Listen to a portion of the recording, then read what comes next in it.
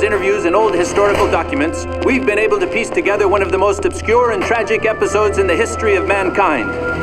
Santa, the fascist years.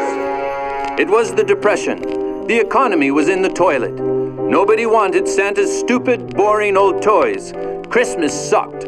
Meanwhile, deep in his workshop, Santa sensed the winds of change. Jolly old Saint Nick had a brainstorm. With an iron fist, he totally redirected and retooled his workshop.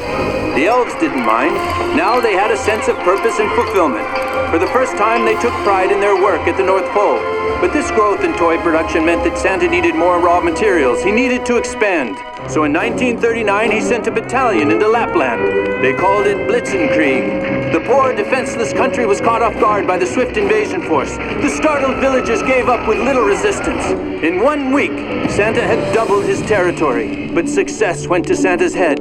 Confidence turned into hubris. To meet Santa's bold plans, the elves developed new secret weapons that would revolutionize war forever. His personal life also took a drastic turn. He booted out Mrs. Claus and took up with an exotic dancer, Eva Elf.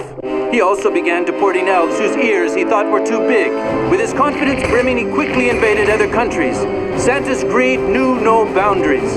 He was invited to Berlin to secure the Santa-Hitler Pact. Everyone thought that Santa's greed was now fulfilled and there would be no more war.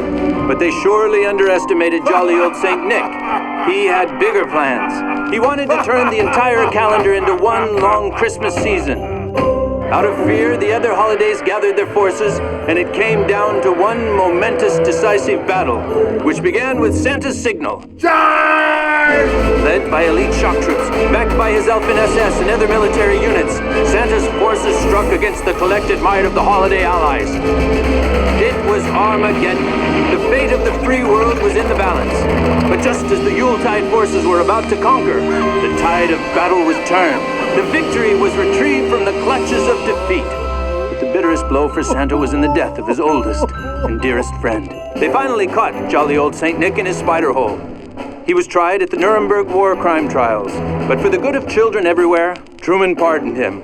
They destroyed all of the evidence, of course, and secretly returned him to the North Pole, where he quietly resides now.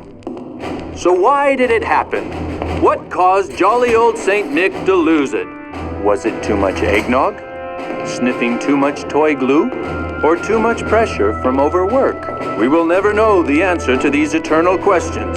Try as we might, the mystery is hidden deep, deep in the files of obscurity.